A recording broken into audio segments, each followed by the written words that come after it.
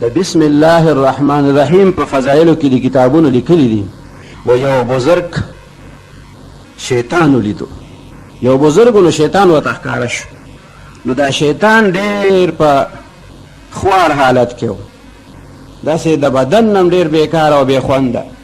او ډېر کمزوری او ذلیله بد حالت باندې دا شیطان ولیدو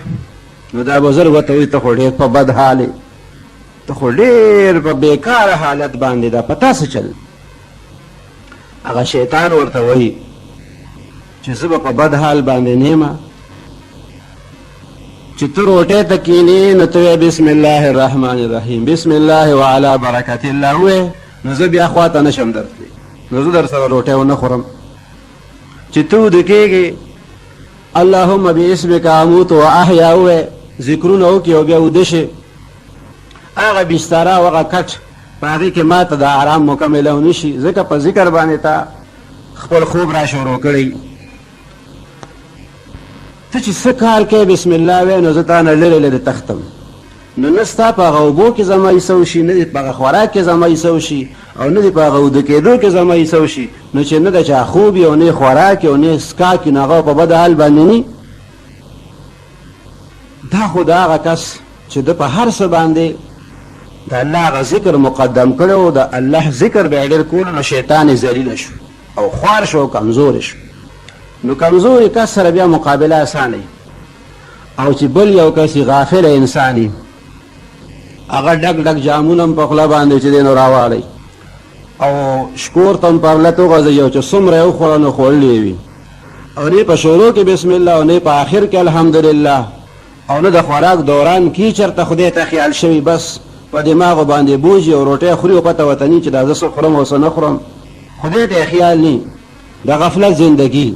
او د ناشکرۍ حالت چې څه خوري نو په هغې شکر هم نه ادا کوي چې نور خلک څه خوراکونه کوي او موږ ته څه پراته دي داسې د ګیلې او د شکوې په حالت کې هغه خوراک وکړي د ناشکرۍ یو مجسمه د ده نه جوړی نو داسې انسان چې ناشکره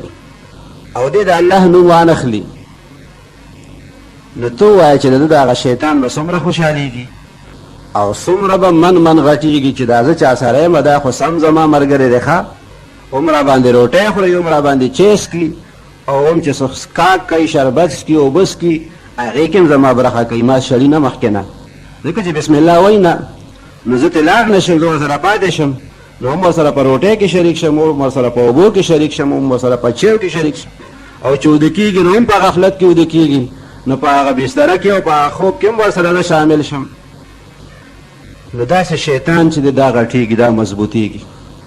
ښه نو بیا ته ووایه چې